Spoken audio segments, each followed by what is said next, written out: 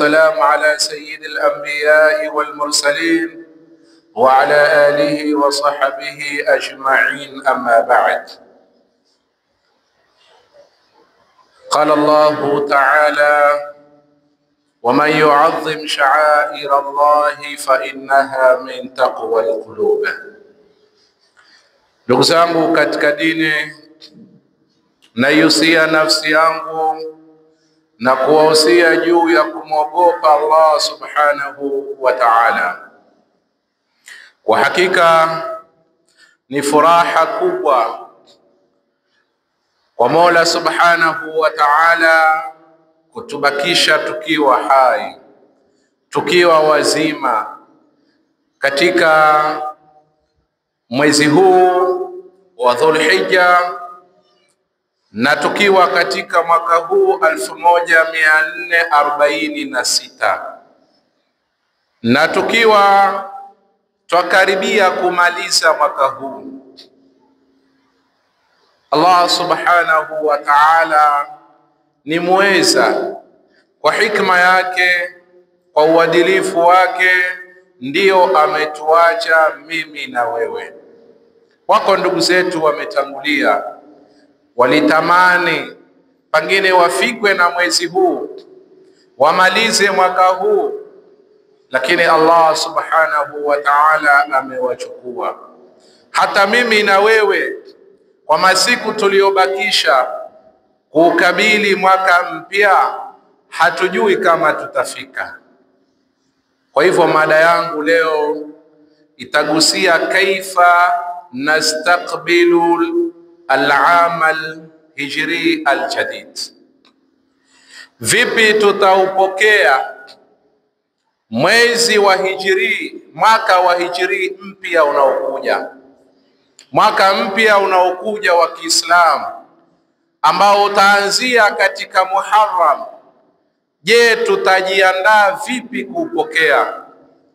Tutaupokea namna gani? Tutakuwa na maandalizi ya namna gani? Kwa sababu siku zote mgeni akija, mfanyie ikram, mtukuze, mtambue. Kwa hivyo mwaka mpya unakuja, Mola atuletee kwa kheri na baraka na neema. Kwa hivyo tutaupokea namna gani? Kwa nini nazungumza mada hii? Kwa sababu bahati mbaya sisi Waislamu twashindwa kufahamu vitu tuliopewa, twashindwa kuzithamini zile ambazo Mola kwetu sisi amezipa thamani. Leo kila mmoja utakuta ikiingia Disemba, utakuta watu wanajiandaa kwa sababu ya mwaka mpya. Waislamu wamejaa, wanajiandaa kupokea, wakati mwaka mpya wetu huu wa Kiislamu wa hijri unakuja, hatuna habari nao, hatuufahamu kamwe. Pengine ukimuuliza mtu mwaka mpya unaanza lini, hajui, lakini ukimuuliza Disemba kule atakwambia Januari. Ndio hali ambazo tuko nazo. Kwa hivyo hili limenipelekea nizungumzie namna gani tutaupokea mwaka mpya wa hijri au wa Kiislamu. Kwanza, Mola subhanahu wa ta'ala kutubakisha mimi na wewe tukiwa katika mwaka huu, na pengine Allah tuafikie tupate mwaka mwingine. Tujiulize, katika mwaka wote tuliokuwa nao tulikuwa tumefanya nini? Mwaka mzima huu wote unaokwenda mbele ya Allah, utakwenda ututokee ushahidi. Je, tuliutumia namna gani? Tuliutumia katika mema? Tuliutumia katika mazuri? Tuliutumia katika ibada? Au tuliutumia katika maasiya? Au tuliutumia katika shari? Au tuliutumia katika njia isiyomridhisha Allah? Waqifuhum innahum mas'ulun. Mola siku ya Kiyama atawaambia malaika, wasimamisheni hawa, wataulizwa. Huu mwaka tutaulizwa namna tulivyoutumia. Bali kuna hadithi ya Mtume inasema, la tazalu qadama abdin yawma alqiyama hatta yus'ala an arba'in, an umrihi fima afna, wa an jasadihi fima abla, wa an malihi min aina iktasabahu wa fima wada'a, wa an ilmihi madha amila fihi. Hadithi sahihi, rawahu al-Bukhari. Mtume anasema hautanyanyuka unyayo wa mmoja wenu mpaka aulizwe mambo manne. Sikiliza, utaulizwa nini? Kwanza, mwanadamu ataulizwa an umrihi fima afna, umri wake ataulizwa aliutumiaje, aliumaliza vipi. Wewe umeishi miaka 60, miaka 70, miaka 50, miaka uliojaliwa na Allah subhanahu wa ta'ala. Sasa hii miaka ulioishi kutokea wakati wa kubalighi kwako mpaka kuondoka kwako duniani, uliutumia vipi umri kama huo? Kila mmoja ajua anachokifanya nini. Sasa ajiulize katika umri wake nini anachokifanya ambacho kitamsaidia akenda mbele ya Allah subhanahu wa ta'ala. Pili, wa an jasadihi fima abla, afya, mwili uliopatiwa ulimalizika vipi?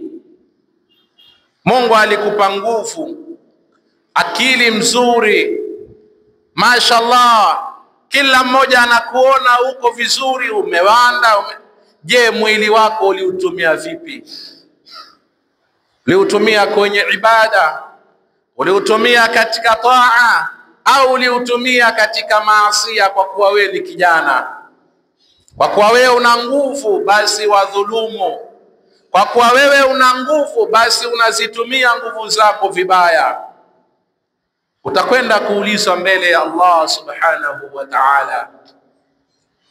Wa an malihi, ataulizwa mali zake, min aina iktasabahu wa fima wada'a, mali ulizokuwa nazo. Una nyumba, una gari, una maploti, mashamba. Ndugu yangu, ulipata vipi hizi mali? Ni zako? Umezirithi? Umeziiba? Umezidhulumu? Utajua mwenyewe. Jiulize mali zako utakaposimamishwa mbele ya Allah, ukaulizwa utajibu nini na Allah subhanahu wa ta'ala. Wa an ilmihi madha amila fi, ataulizwa kuhusu ilmu yake. Alikuwa na maarifa kwenye dini, alikuwa na maarifa ya udaktari, alikuwa na maarifa ya ujenzi, alikuwa na maarifa ya ukulima. Ilmu uliopewa na Allah umeitumia namna gani? Ulisaidia umma, ulileta maendeleo katika jamii? Utaulizwa mbele ya Allah subhanahu wa ta'ala. Kwa hivyo kila mmoja ajiandalie nini atakacho mjibu Allah subhanahu wa ta'ala katika maisha tunayoishi. Kwa hivyo kwanza, hiki ni kitangulizi tukifahamu. Sasa twende katika mada husika, kaifa nastaqbilu al-ama al-hijri al-jadid. Maandalizi yapi tutayafanya, tutayabeba baada ya kuwa na maandalizi ya nyuma ya kujitambua? Sasa je, maandalizi ya ndani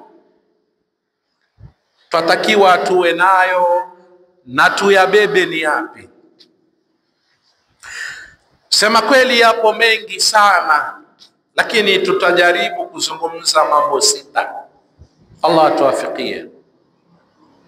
Jambo la kwanza la kujiandaa nalo ni at-tabaduru bit-taubati.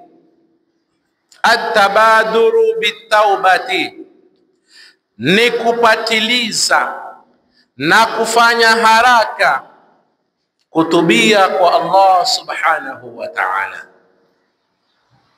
Mola subhanahu wa ta'ala anasema katika Qur'an, watubu ila Allahi jami'an ayyuhal mu'minuna la'allakum tuflihun, natubieni kwa Allah enyi waumini mutakuwa ni wenye kufaulu.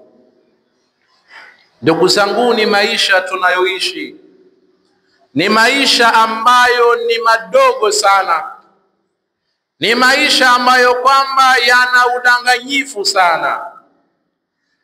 Ni maasiya mangapi tunayofanya, ni madhambi mangapi tuliyotenda. Lini tutarudi kwa Allah subhanahu wa ta'ala? Lini tutatubia kwa makosa tunayoyatenda? Wasubiri malakul mauti achukue roho yako, ndipo sasa uanze kulalamika na kusema yale aliyoyasema Firaun. Patiliza kabla mlango wa toba haujafungwa. Patiliza kabla roho yako haijachukuliwa. Kaa wewe kama mwanadamu, wajua madhambi uliyoyatenda, wajua maasiya uliyoyafanya. Lete istighfari kwa Allah, rudi kwa Allah. Acha kwanza maasiya unayoyafanya. Nasema Allah niafikie mimi nitubie na nisirudie tena kufanya maasiya. Urudi kwa Allah subhanahu wa ta'ala. Kama Bwana Mtume sallallahu alayhi wasallama hana makosa, hana madhambi, kwa siku alikuwa akileta toba mara 100. Hana madhambi lakini mara 100 analeta toba. Kaif mimi na wewe tuliojaa madhambi, mimi na wewe tunaokosea kila siku, kwa maneno, kwa vitendo, kwa kila hali zetu ambazo kwamba tunazoishi. Ukiuliza jirani, baina ya jirani mwenzake hali si mzuri. Ukiuliza baba kwa watoto wake hali si mzuri. Ukiuliza mama kwa watoto wake, mke kwa mumewe, hali, urafiki, utakuta kila mmoja ana matatizo. Kila mmoja haelewani na mwenzake. Kama umekosana na mwenzako, patana. Kama unadhulumu, acha kudhulumu. Kama ni mwizi, acha uwizi. Kama ni mzinifu, acha uzinifu. Kama ni mrongo, acha urongo. Kama ni mwenye kusengenya, acha kusengenya. Kama ni mwenye kufitinisha watu, acha. Rudi kwa Allah subhanahu wa ta'ala, ili mwaka mpya unapoingia uingie katika ukurasa wa ibada, uingie katika ukurasa wa taa, uingie katika ukurasa ya wema, utoke katika ya watu ambao kwamba wenye kumuasi Allah subhanahu wa ta'ala. Kwa hivyo hili ni jambo la kwanza. Jambo la pili ni muhasabatu nafsi. Muhasabatu nafsi, kuhisabu nafsi yako. Imekuja hadithi, Mtume anasema sallallahu alayhi wasallama, man husiba udhiba, yoyote ambaye atahisabiwa ataadhibiwa. Nana Aisha radhiyallahu ta'ala anha akamwambia, ya Rasulullah, Mungu katika Qur'ani asema fasawfa yuhasabu hisaban yasira, wale wema watahisabiwa hisabu nyepesi, na wewe wasema atakayehisabiwa ataadhibiwa. Ni vipi? Atakayehisabiwa ataadhibiwa, na Mungu asema fasawfa yuhasabu hisaban yasira. Ni vipi ya Rasulullah? Sikiliza jawabu. Akamwambia innama dhalika al-ardhu, akamwambia hiyo aya maana yake ni maonyesho. Mungu aonyeshwa tu fulani kafanya hivi, si kuhesabiwa. Kama mmoja asimame azungumze katika wanafunzi kwenye hafla, utajua yale ni maonyesho, lakini huwezi kusema kwamba hivi ndivyo anavyofundishwa madrasa. Pana mengi ambayo hujayasikia, au si uslubi ule anaofundishwa. Ile ni ardhi, uoneshwa. Sasa ile itaonyeshwa kwamba huyu fulani kafanya hivi, kafanya hivi. Walakin man nuqisha alhisaba asema yahlik. Mtume asema yoyote ambaye atanakishiwa, atajadiliwa, ataulizwa kuhusu hisabu, yani akaanza kupekuliwa, kuulizwa hivi hivi, huyo asema Mtume yahlik, ataangamia. Na Sayyidina Umar radhiyallahu anhu wa ardhah asema hasibu anfusakum qabla an tuhasabu, zihisabuni nafsi zenu kabla hamuja hisabiwa. Watazayyanu lil'ardhi al-akbar, na vile vile mujipambe vizuri kwa sababu ya maonyesho makubwa. Wa innama yakhifu alhisabu yawm alqiyama ala man hasaba nafsahu fi dunya, kwa sababu yule ambaye kwamba atakaa ahisabu nafsi yake, basi hata akhira hisabu yake inakuwa ndogo. Hakutaanza kupekuliwa kuulizwa, ni maonyesho tu, huyu kafanya hivi aenda zake peponi. Ushakaa ukajiuliza, mimi jana nilifanya nini? Leo nimefanya nini? Zuri ni lipi umelifanya? Huu mwaka mzima ushakaa ukajiuliza.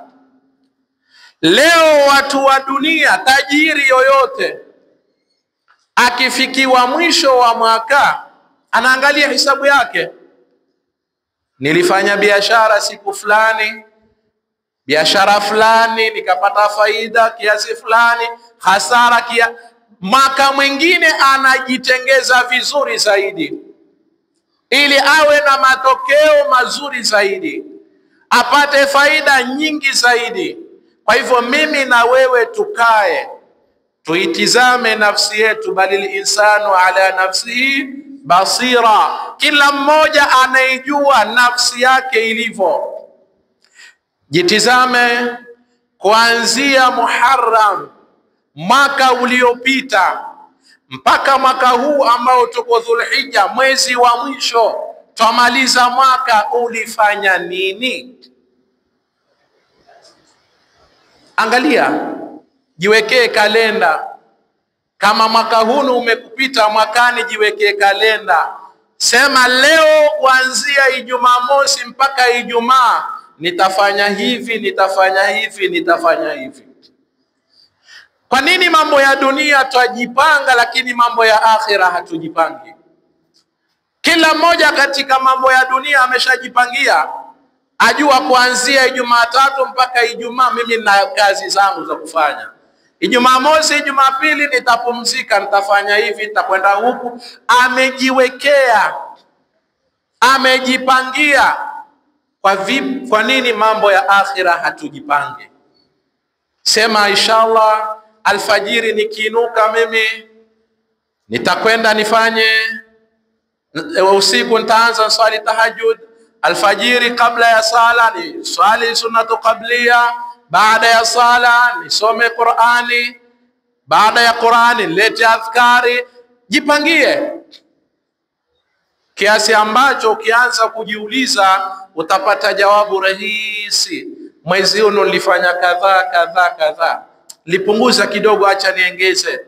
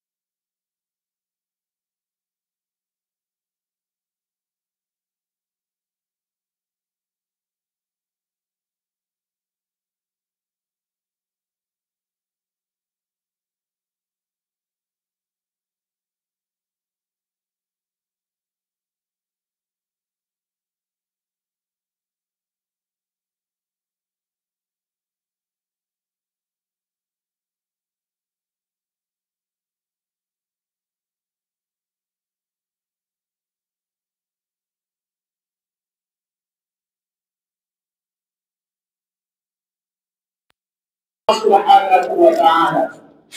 Muombe Allah akufikishe. Bado siku kadhaa hatujafika, leo ni tarehe ngapi? 23. Bado tunao pengine wiki nzima mpaka kumaliza mwaka. Sasa muombe Allah akufikishe ukiwa salama, ukiwa na afya. Muombe Allah ibada zako ulizofanya ziweze kukubaliwa. Zile ibada unazofanya Allah subhanahu wa ta'ala azikubali. Kama ni sala, kama ni somo umefunga, kama ni sadaka umetoa, kama ni adhkari umeleta, basi muombe Allah subhanahu wa ta'ala akukubalie. Na kithirisha dua hii. Mtume alikuwa akiomba sana dua mrefu, katikati yake waj'alil hayata ziyadatan li fi kulli khair waj'alil mauta rahatan li min kulli shar. Mtume alikuwa akiomba sana, Mola jalia maisha yangu katika kuishi kwangu basi ni kuzidisha amali njema zenye kumridhisha Allah. Jalia nizidishe amali, nifanye ibada, nifanye taa, na nikiondoka waj'alil mauta rahatan li min kulli shar, na kuondoka kwangu iwe ni raha kwa kila shari. Yani uondoke katika hali njema, uishi katika hali njema. Muombe Allah subhanahu wa ta'ala, kwa sababu wewe ni mwanadamu. Unaweza kujitahidi, unaweza kujipanga vizuri kufanya ibada, lakini ukakosa taufiki ya Allah subhanahu wa ta'ala.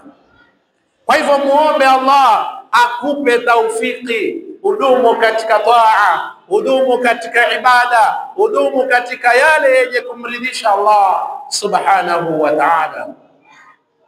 Ndio wale wema wakati wakikurubia Ramadhani, basi kabla ya Ramadhani miezi 6 wamuomba Allah wafikishe Ramadhani, na baada ya Ramadhani kwa miezi 6 wamuomba Allah wakubalie ibada zao. Mimi na wewe ndugu zangu, tuna shida ngapi? Tuna matatizo mangapi? Tumuombeni Allah subhanahu wa ta'ala. Allah kila unapomuomba anafurahi. Mwanadamu kila unapomuomba anakasirika. Ndio tabia ya wanadamu. Kwa hivyo nyosha mikono yako kwa yule aliyesema ud'uni astajib lakum. Wataka maisha mazuri, wataka kazi, wataka watoto, wataka biashara ifungukiwe, rudi kwa Allah, nyanyua mikono kwa Allah subhanahu wa ta'ala, uweze kumwomba yeye na Allah atakupatia. Hili ni jambo la 3. Jambo la 4 ni ihtimam bidhabti tarikh al-hijri, ni kuwa na hamu, ni kuwa na ihtimam juu ya kuhifadhi tarehe yetu ya Kiislamu, ambalo ni jambo limekosekana kwa hivi sasa. Ukisoma historia wakati wa nyuma, wale Waarabu kabla ya kuja Mtume Muhammad na kutuletea Uislamu walikuwa wanakuhifadhi tarehe, lakini tarehe zao zikileta matukio. Tasikia huu ni mwaka wa kujengwa Al-Kaaba, ndio huo mwaka ulishadhibitiwa. Mwaka wa ndovu, mwaka wa Harbul Fijar, walikuwa wamefaa tarehe kulingamana na matukio yanayotokea. Ikafika wakati wa Sayyidina Umar, khalifatu Rasulillah, khalifa wa pili wa Mtume, ukatokea jambo ambalo lililosababishwa kuwekwa hii tarehe tulionayo. Sababu yenyewe alikuwa Sayyidina Umar akiandika barua kupeleka maeneo mbalimbali, wapelekea wale aliowachagua kwenye kazi yake. Siku moja akawa ameandika barua kumpelekea Abu Musa al-Ash'ari, sahaba wa Mtume, alikuwa huyu ni mmoja katika viongozi aliowekwa na Sayyidina Umar. Barua zikawa zaenda kwa wingi kwa yeye. Abu Musa akawa anachanganyikiwa, barua ya mwezi huu ni ipi? Barua ya mwaka huu ni ipi? Barua ya tarehe hii? Sasa hawajui hii ya tarehe ngapi, ya mwaka gani. Zile barua zimemchanganya, zimekuwa nyingi. Akabidi apeleke mashtaka kwa Sayyidina Umar, akamwambia unaleta barua zimekuwa nyingi, lakini sijui ya mwaka huu ni ipi, ya tarehe fulani sijui. Sasa Sayyidina Umar radhiallahu anhu wa akawa kusanya masahaba, akawaambia kwa nini tusiandike tarehe? Sasa tufanyeje? Tuanze ni wapi au tutumie tarehe gani? Rai za masahaba zikawa kila mmoja anatoa rai yake, zimetofautiana. Kuna waliosema tuandike tarehe ya kuzaliwa Mtume sallallahu alaihi wasallam. Kuna waliosema tuandike tarehe ya kupewa utume. Wengine wakasema tuandike tarehe ya kufanya hijra, ya kugura kwa Mtume sallallahu alaihi wasallam. Sayyidina Umar akapima, akafikiria achukue rai gani, na rai hii yasemekana aliyetoa mmojawapo ni Sayyidina Ali. Akasema tuandike tarehe ya kugura kwa Mtume sallallahu alaihi wasallam, kutoka katika ardhi ya makafiri na mushrikini kwenda katika ardhi ya Madina, ardhi tukufu. Sayyidina Umar akaafiki na ikaanza kuandikwa tarehe, ikiwa Muharram ndio mwezi wa kwanza. Mwaka ukaanzia mwaka wa kugura. Ukisikia leo tuko mwaka 1446, yani ni kutokea Mtume kuondoka Maka kwenda Madina. Siku zaliwa kutoka Maka kwenda Madina mpaka sasa ni miaka 1446. Karne ngapi zimepita? Leo tarehe kama hii bahati mbaya hatuitambui. Tukiulizana hapa leo tarehe ngapi, kila mmoja hajui ni tarehe ngapi. Lakini gusa kwenye Kizungu atakwambia mwezi wa 6 siku tarehe ngapi, mwaka fulani. Kiarabu hakuna. Ambazo hizi ni moja katika fikra za Kiyahudi zinatiwa ndani ya nyoyo zetu za kusahau mambo yetu. Mwaka mpya wetu hatutambui, tarehe yetu hatuitambui, mambo yetu ambayo tunatakiwa tuyatambue hatuyatambui. Tumechukua mambo yasiyokuwa yetu.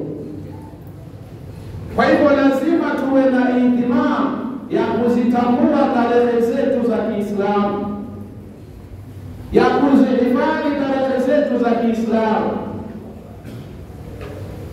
ili umma uwe hai katika mila ya Kiislamu. Zamani ilikuwa kila mtu ukimuuliza kuhusu masala ya tarehe ya Kiislamu anajua, ya Hijiria atakwambia.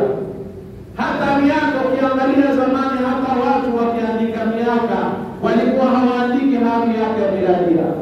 Si rahisi kupata, utakuta yaandikwa miaka ya Hijiria, lakini hivi sasa twayafuta, twaondosha kwenye akili za watu. Tumebakia sasa ni miladia tu, ni Januari, Disemba, basi meja mpaka hizi siku watu hawazipii tena Kiswahili, Kiarabu. Hizi siku pia nazo, na utampatia ni siku ya Ijumaa hata vile Kiswahili. Lakini ukimuuliza mtu ya Musabti atakuangalia. Lakini ukimtajia Kizungu zaitwaje? Saturday, Sunday, mashallah, atakuangalia vizuri, amefahamu. Dini ni fikra tumetolewa ndugu zangu katika mambo yetu. Tupende tusipende, ndio kweli. Kwa hivyo turudi tuwe na ihtimamu ya kuhifadhi kuhifadhi tarehe zetu, miezi yetu ya Kiislamu, siku zetu za Kiislamu alizozitukuza Allah subhanahu wa ta'ala. Jambo la tano ni idharu al-farahi. Jambo la tano ambalo yatakiwa tujiandae nalo ni idharu al-farahi, kufurahikia mwaka mpya wa Kiislamu.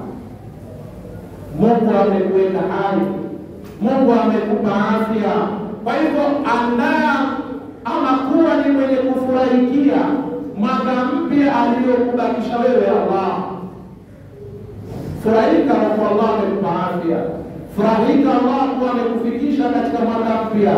Furahika kwa njia inayomridhisha Allah subhanahu wa ta'ala. La yazidu al-mu'mina 'umruhu illa khayra. Tunasema Muislamu umri wake haumzidishii ila khair, na khairi na neema ukipewa yatakikana ushukuru, na kushukuru kufurahika. La in shakartum la azidannakum. Kwa hivyo ni mshukuru Allah, yatakikana ufurahike katika mwaka mpya. Tusemeni ukweli, anayefurahika katika mwaka mpya nani? Mwisho ukiona na samari imewekwa lakini ustalishaji huendi pia. Pengine za kwa watu wamejitolea wakasema tuweke sherehe, pengine samari ya mwaka mpya kufurahika, basi pia kwenda huendi. Utaanza kujiuliza, hawa ustadi hawana kitu, unaweka samari labda mifugo yao ina kitu watakuzwa. Kwenda huendi na kuna mkono pia uliopita mkono jambo kama hilo. Ni wajibu, ni uzuri na inapendeza sisi Waislamu kufurahikia mwaka wetu mpya kwa furaha mbalimbali, kama ni kutembea na familia yako, kama ni kuweka sherehe nyumbani kwako, kama ni kufanya chakula na karamu kualika ndugu zako, kusoma dua, yote ni katika furaha. Dini yetu ni dini ya furaha. Yatakikana tufurahike, sio kuweka madisko. Usitukulie furaha ni kuweka disko na mabuzi au na vitu visiokuwa na maana. Weka furaha ya vitu ambavyo vitamridhisha Allah subhanahu wa ta'ala.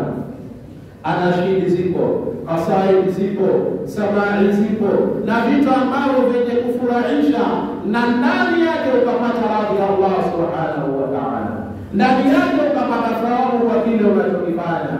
Tuwe ni wenye kufurahika katika mwaka mpya.